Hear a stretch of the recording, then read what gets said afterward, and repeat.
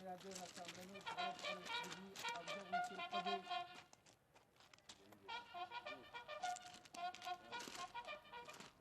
Attention pour la couleur. Envoyez.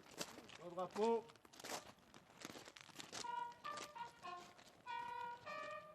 Drapeau. Drapeau.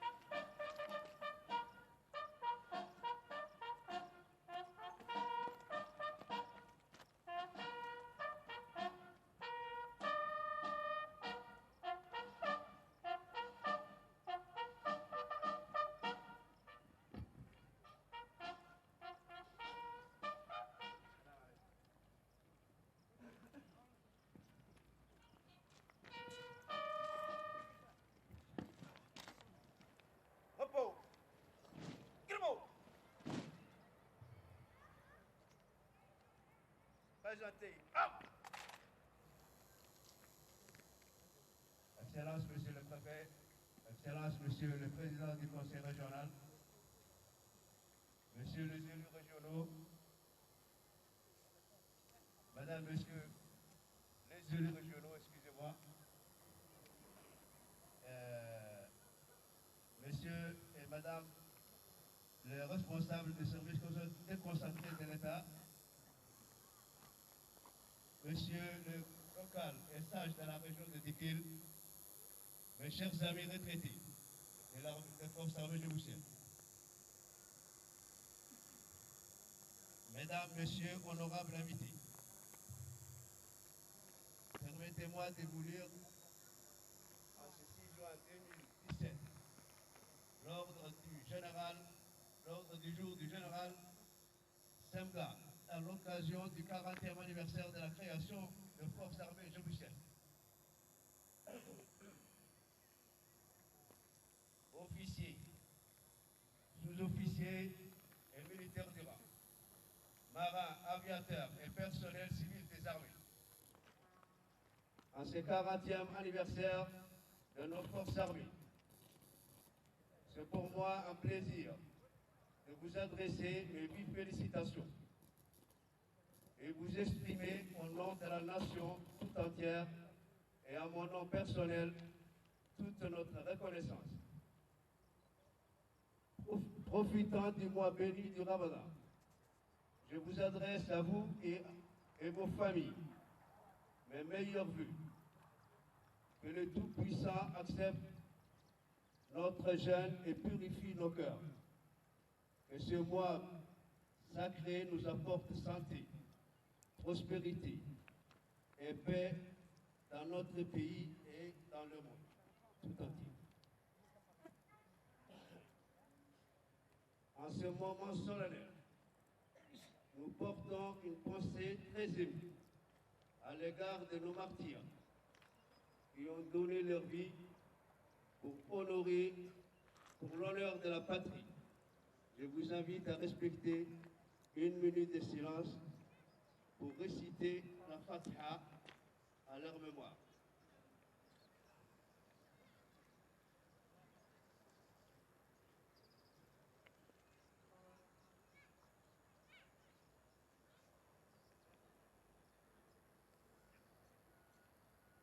Amin.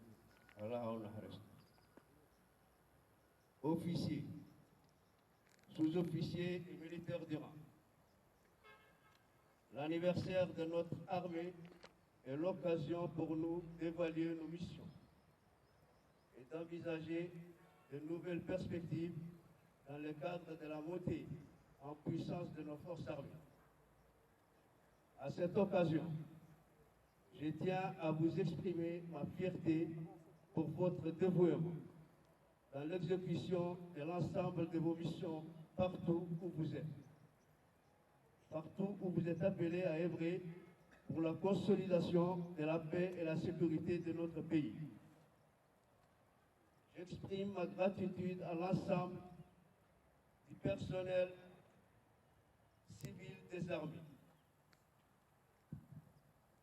qui nous accompagne durant toutes ces années pour leur fidélité et leur dévouement dans les tâches diverses qu'ils exercent au sein des armées. Mes félicitations vont aussi à l'ensemble des forces de sécurité du pays pour leur attachement constant et leur abnégation à veiller à la sécurité et à la protection de nos concitoyens et de leurs biens. En ce qui concerne les défis sécuritaires, l'environnement international marqué par l'accroissement des troubles et d'actes terroristes, nous confrontant une instabilité presque partout dans le monde.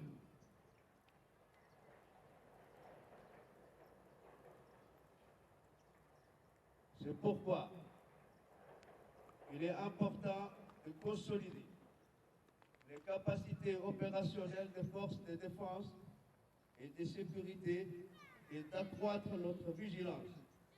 C'est la seule voie qui puisse nous permettre d'assurer la paix et la tranquillité de nos concitoyens et préserver sans crainte le développement économique de notre pays.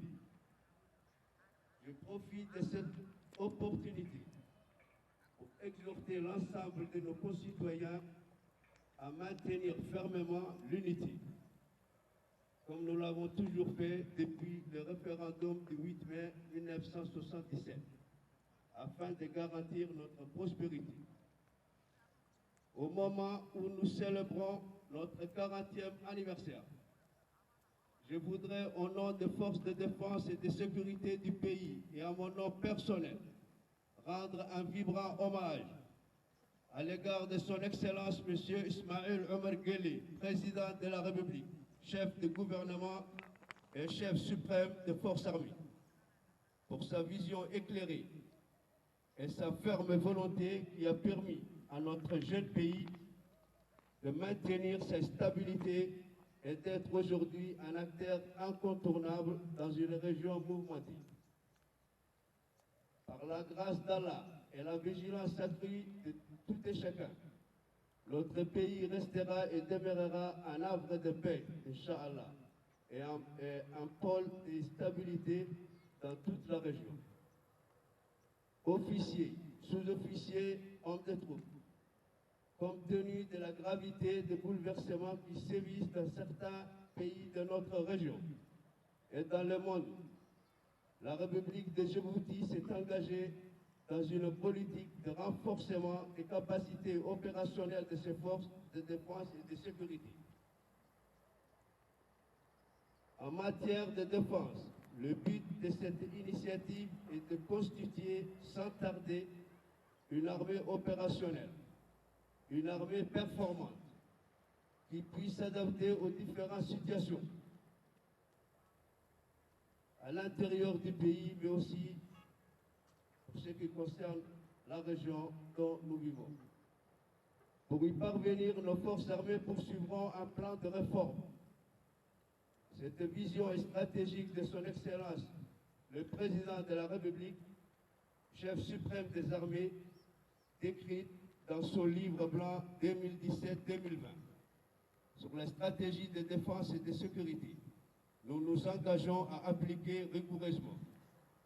Ce livre blanc sera désormais le document de référence nous permettant durant les prochaines années d'atteindre les objectifs fixés dans le cadre de la réforme de notre armée. C'est dans ce contexte que l'axe d'effort au cours de cette année a été mis sur la valorisation de nos ressources humaines par le recrutement de 1400 soldats destinés à renforcer les dispositifs de nos unités. Parmi les 1400, nous avons ici plus de 320 stagiaires. Parmi ces jeunes recrues, 150 de niveau PAC ou PAC plus, et PAC plus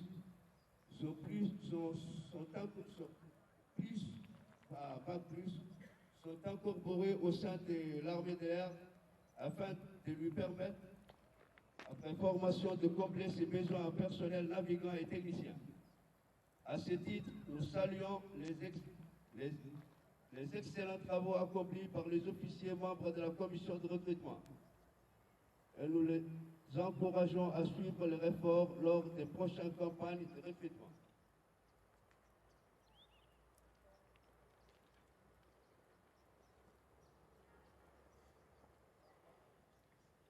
Cependant, la formation et l'entraînement étant l'une de nos priorités, il est primordial que chaque militaire reçoive une formation complète et adaptée afin de réaliser parfaitement les objectifs opérationnels que nous nous sommes fixés. Je suis conscient des difficultés actuelles d'assurer pleinement ce domaine, compte tenu de l'engagement de nos forces en sommet, le déploiement des soldats au sein de la mission et la préparation de leur relève annuelle, presque 3000 soldats, usent une ressource importante en personnel et en moyens au regard des effectifs globaux des forces armées djiboutiennes. Toutefois, j'essaie de pouvoir compter sur l'ensemble des cadres et plus particulièrement sur le chef de corps, le commandant de formation, pour trouver un équilibre entre cet effectif réduit et le maintien en condition de nos unités. Ainsi, je porte une grande attention à la reprise des activités d'entraînement opérationnel et de cohésion, le roulement des unités au sein de corps et des régions de l'intérieur, en particulier le roulement du personnel employé en poste isolé, et l'organisation des journées portes ouvertes par les chefs de corps pour accueillir les doléances de nos soldats qui ont besoin d'être écoutés et considérés comme tels. Seule votre capacité d'adaptation permettra de mener à bien cet effort. Pour leur part, la division logistique et la division opérationnelle, en particulier, doivent apporter le soutien nécessaire au corps et assurer le pilotage et le contrôle des programmes d'entraînement. Ainsi, en partenariat avec les armées des pays amis. Nous nous attachons à accroître les formations et les spécialisations de haut niveau dans tous les domaines et à mettre à jour notre système de formation militaire. Officiers, sous-officiers, militaires du rang.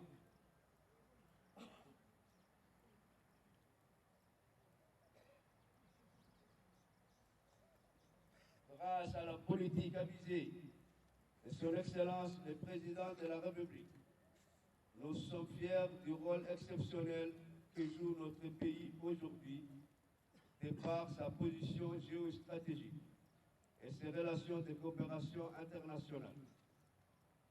La présence sur notre territoire des forces des grandes puissances du monde, dans le cadre de la lutte contre les fléaux nuisibles à la sécurité internationale, souligne bien l'ouverture politique de la République de Djibouti. Concernant notre coopération militaire avec les pays amis, le bilan est très satisfaisant. Je voudrais souligner notre volonté partagée de promouvoir nos relations de coopération basées sur la confiance et la réciprocité pour faire face aux défis sécuritaires actuels et c'est dans l'intérêt commun de nos pays respectifs. À ce titre,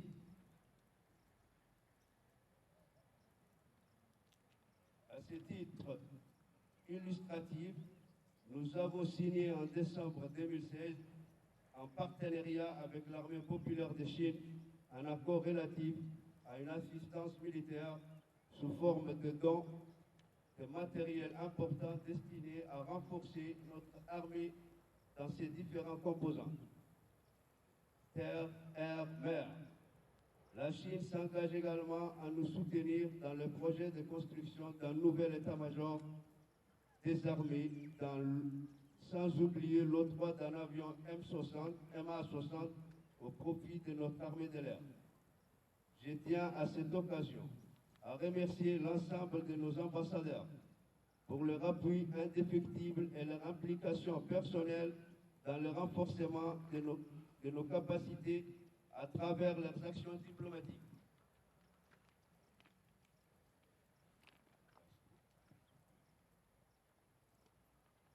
J'adresse mes remerciements à tout le commandement des forces armées amies présentes à Djibouti et l'ensemble de leur personnel, les attachés de défense, les officiers de liaison et les coopérants militaires représentant leur pays à Djibouti pour leur soutien aux côtés des forces armées djiboutiennes. Officiers, sous-officiers et militaires du rang, en dépit de toutes les difficultés, notre armée poursuit efficacement sa mission au pays frère, la Somalie, où nos contingents participent courageusement à la mission. Ces hommes et ces femmes accomplissent remarquablement leur devoir.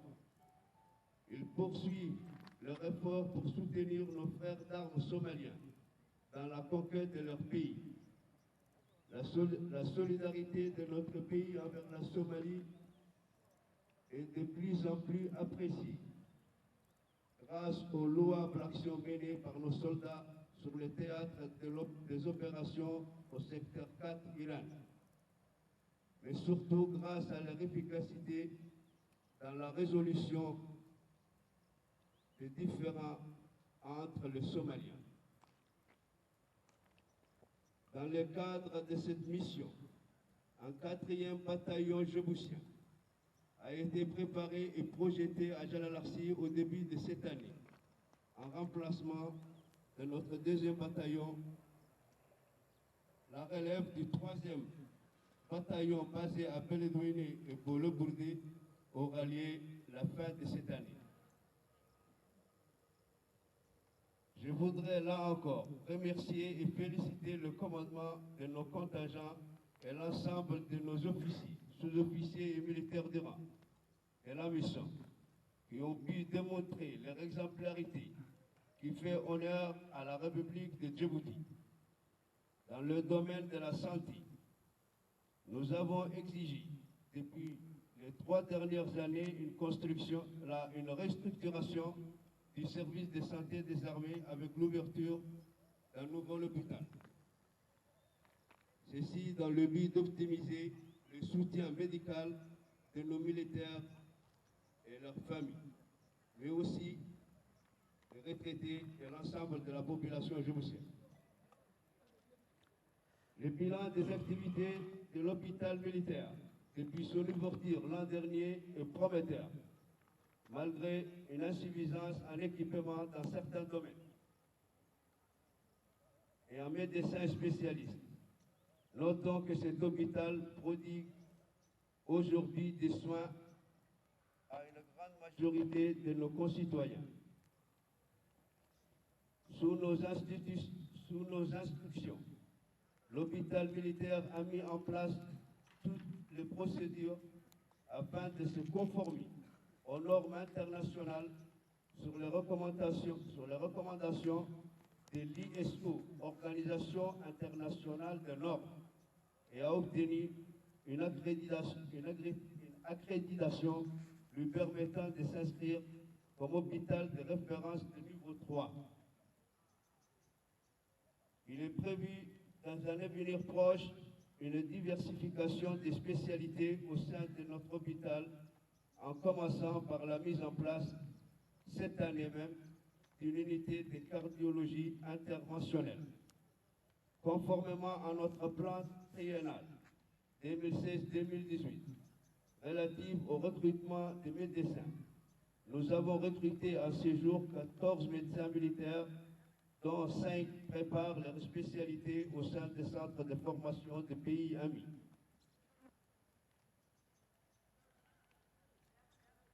En outre, nous avons lancé le programme de redynamisation des infirmeries de corps, avec la mise en place de nouveaux équipements dans le but de désengorger l'hôpital militaire. À terme, ce projet prévoit que l'hôpital militaire prendra en charge uniquement les hospitalisations et les services spécialisés.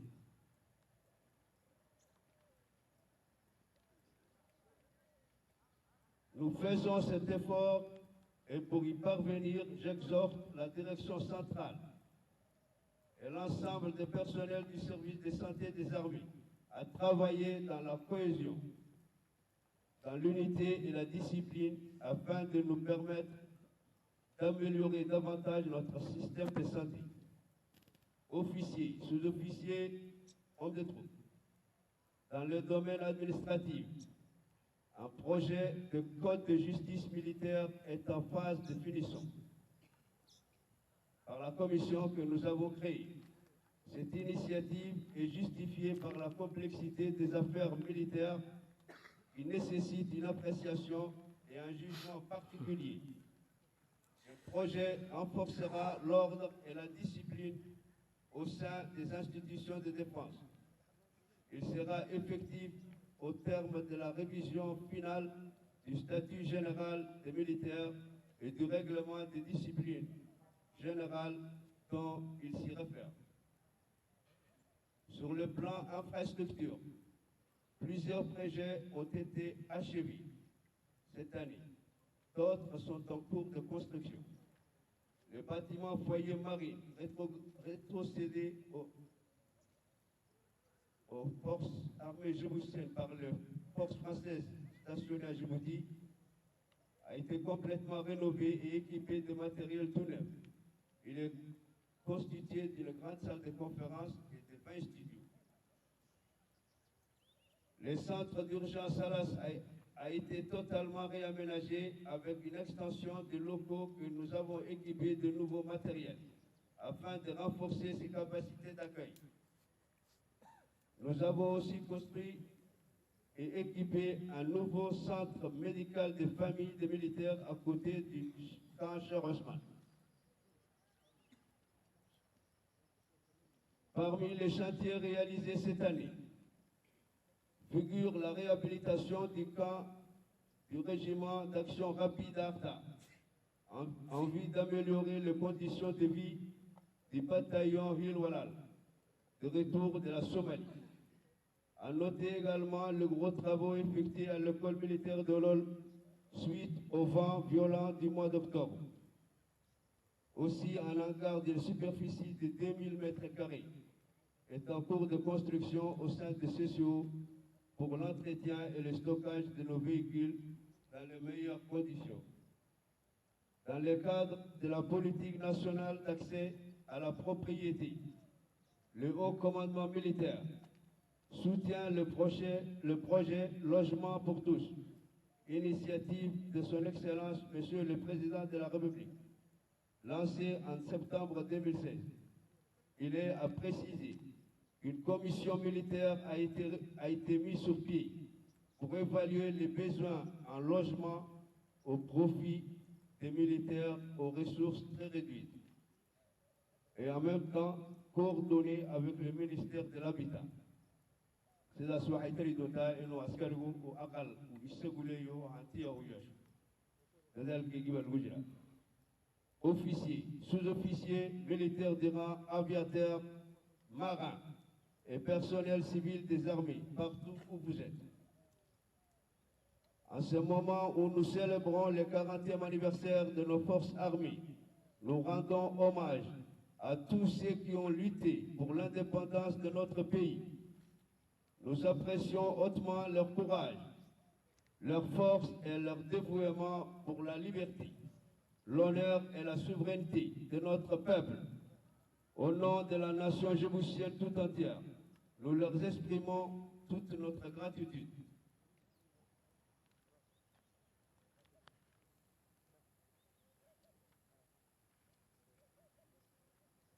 Aussi, c'est pour nous l'occasion de se rappeler notre histoire et le parcours remarquable de notre nation, traduisant la détermination et l'abnégation d'un peuple uni. 40 années d'existence marquées par l'effort et les sacrifices des hommes et des femmes qui se sont dévoués pour garantir la paix, la prospérité de notre pays. Durant ces années, notre jeune pays a connu une avancée significative, des évolutions fortes, louables, en vue d'atteindre les objectifs de développement et rester en phase avec l'évolution du monde. Ceci témoigne de la persévérance du peuple djiboutien et surtout de la volonté du président de la République de conduire notre pays à la place importante qu'il occupe aujourd'hui sur la scène internationale. C'est pourquoi nous devons à tout prix consentir et unir nos efforts afin de pérenniser le socle de notre stabilité territoriale, bien sûr. Surtout que notre pays se trouve dans une zone où les enjeux sécuritaires sont extrêmement importants. Nos forces de défense et de sécurité sont engagées à redoubler d'efforts et à consentir tous les sacrifices pour que la République de Djibouti reste une et indivisible. Vive dans la paix, ensemble, nous continuerons à œuvrer dans la défense des acquis de la souveraineté et des valeurs de notre pays, Inch'Allah. À vous tous, j'exprime ma reconnaissance, priant le Tout-Puissant de nous assister et nous guider sur le droit chemin dans l'intérêt suprême de notre nation. Mednemo Inkitino al-Wahda. Vive le peuple djiboutien, vive la République de Djibouti, vive le président de la République, vive la République de Djibouti. Signé le général de division supérieure, Cheikh Ibrahim, chef d'état-major général des armées.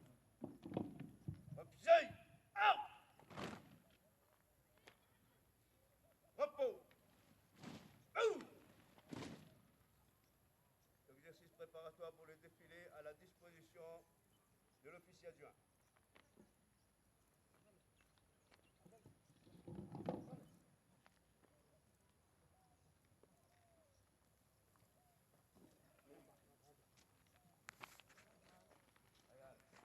Comment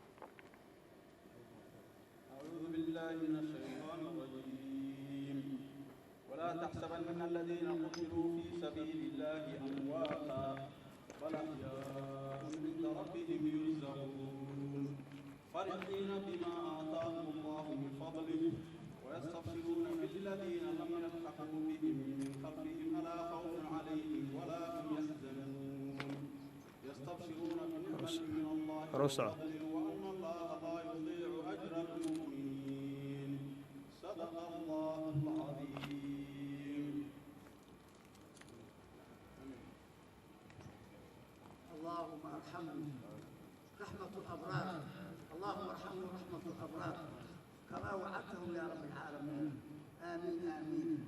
اللهم أصل رئيسنا وولايتنا السيد إسماعيل عمر الديري، اللهم أجل وأنصر قائد القوات المسلحة جنرال زكريا شيخ إبراهيم بوق، اللهم أنصره وأنصر قائد الجيش الرياض كولونيل إدريس عمر حيرية، اللهم انصر المندوب السامي للمنطقة الدخل السيد محمد شيخ حسن عبد الله، اللهم انصر رئيس المجلس السيد عبد الرحمن يونس آري، والسلام عليكم ورحمة الله. اللهم آمين آمين آمين. فاتحة بسم الله الرحمن الرحيم. الحمد لله رب العالمين الرحمن الرحيم مالك يوم الدين إياك نعبد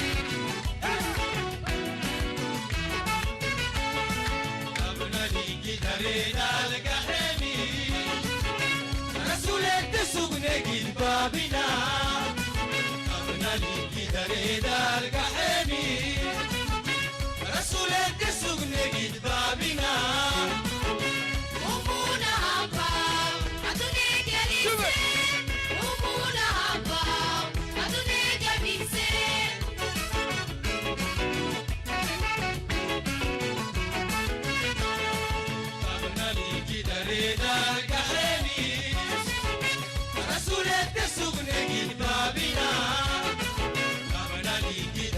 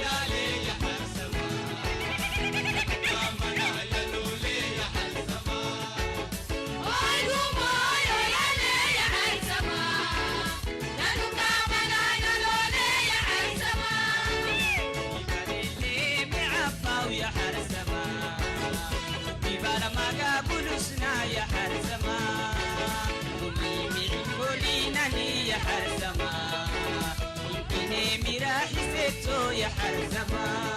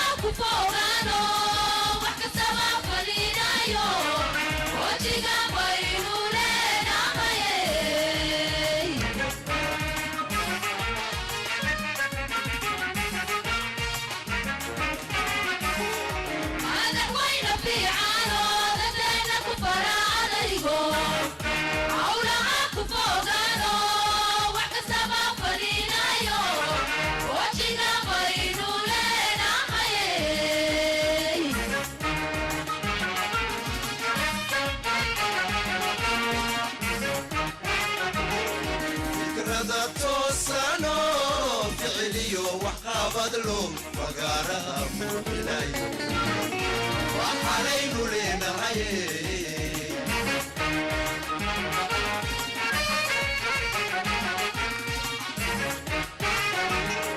فكرة توسانو فعلي وحابدلو فقارها مولاي وحالين لنا هاي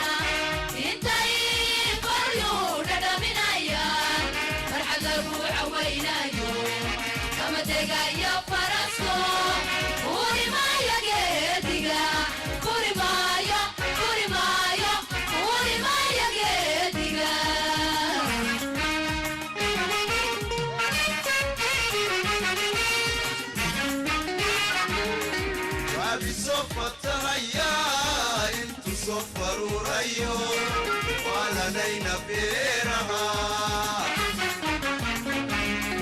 وبصفة تغيا انتو صفر وريو ولدينا بيرها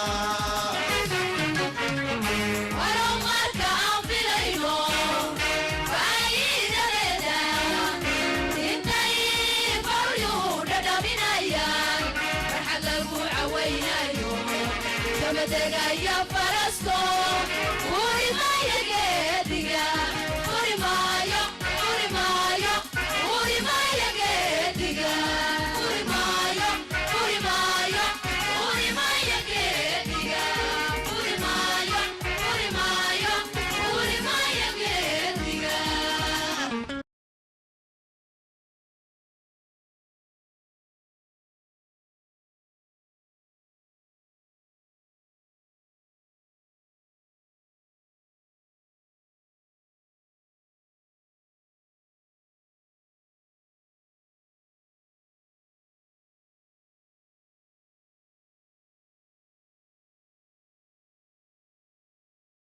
waxa aan idinku soo dhaweynayaa baaleegan cusub waxa aan jeclaaday anigu force de défense et de sécurité dhammaantood inaan caawa halkan ku soo dhaweeyo ramadaanka 10 cishay ugu dambaysana inaan ka faa'iideysto oo aan idin arko intii matalaysay wixii dalku ku hurday ku nasanayay ku u gurmanayay ilaalinayay difaacayay هداتين دمانتي وحا أن إذن الله هي رمضان كريم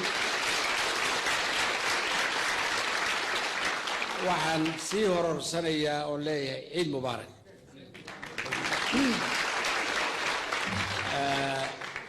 هاوشين أتكو جرتاني هاول دبادان وي هاول عدسريسا نفتينا إن أتكاتان وي هاول dadka idin ka dambeey dalka idin aaminay dadka idin sugaya gurmad idin ka sugaya gargaar idin ka sugaya kaabasho idin ka sugaya inaad kaabtaan marka ay gubtaan inaad u soo gurmataan marka la dhibaateenaya inaad gargaartaan marka aad wadankooga lagu soo duulo inaad daafacdaan marka ay ganacsigooga iyo naftigooga iyo cirdigooga la wax leeyahay intii u soo gurmanaysay inaad tihiin inaad garataan taasina waxay keenaysaa in nin waliba meesha uu joogo uu mas'uul ka yahay mas'uuliyadiisuna meesha uu joogo un ma ah dalka oo dhan buu mas'uul ka yahay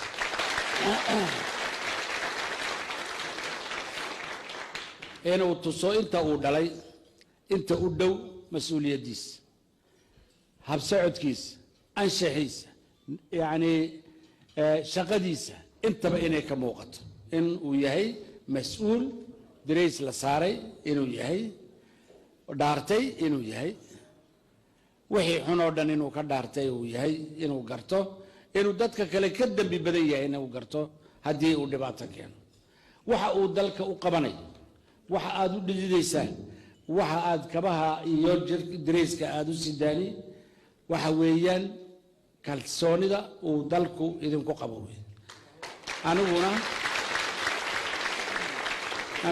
ninkii ciidankayna madaxa u ahaa haddaan ahay waan idin garab jooga ninkiina xunna waan iska qabanayna intiina fiicanna madaxaan saarayna waan adkeynayna horumarkiinana waan ka shaqaynayna caafimaadkiina waan ka shaqaynayna horumarkiina waan ka shaqaynayna ummadda adduunka jirta oo dhani waxa ay leedahay oo dhan inaan leenahay oon lahaanaan doonayn ciidamadeenu ha noolaadeen dalkeennu ha noolaado wassalaamu calaykum waraxmat ullah